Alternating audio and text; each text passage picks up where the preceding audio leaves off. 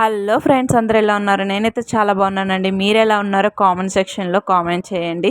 నేనైతే హైదరాబాద్ నుంచి నెల్లూరు అయితే వెళ్ళాను. నెల్లూరు ఎందుకు వెళ్ళాను అనుకుంటున్నారా?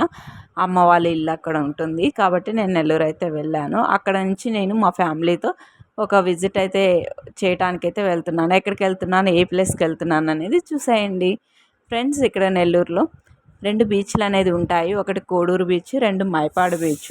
కోడూరు బీచ్లో ఏంటంటే చర్చ్ అనేది ఫేమస్. మైపాడు బీచ్లో టెంపుల్ అనేది ఉంటుంది. మైపాడు బీచ్ గురించి నేను నెక్స్ట్ వ్లాగ్లో అయితే చెప్తాను, చూపిస్తాను.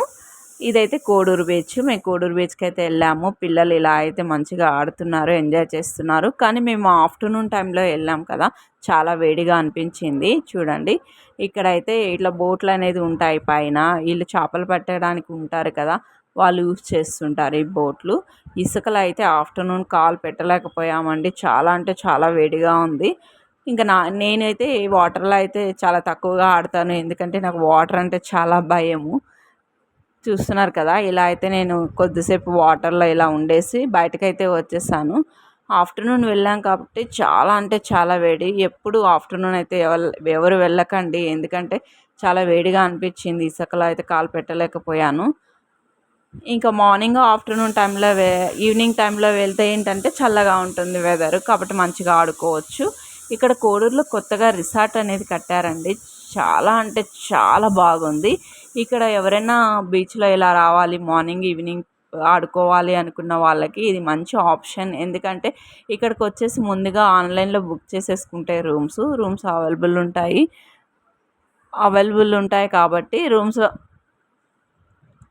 కాబట్టి ఇక్కడ రూమ్స్ బుక్ చేసేసుకొని మంచిగా వచ్చేసి ఇక్కడ స్టే చేయొచ్చు. చూస్తున్నారు కదా, ఇక్కడ ఫుడ్ కూడా అవైలబుల్గా ఉంటుంది. స్విమ్మింగ్ పూల్ ఉంది.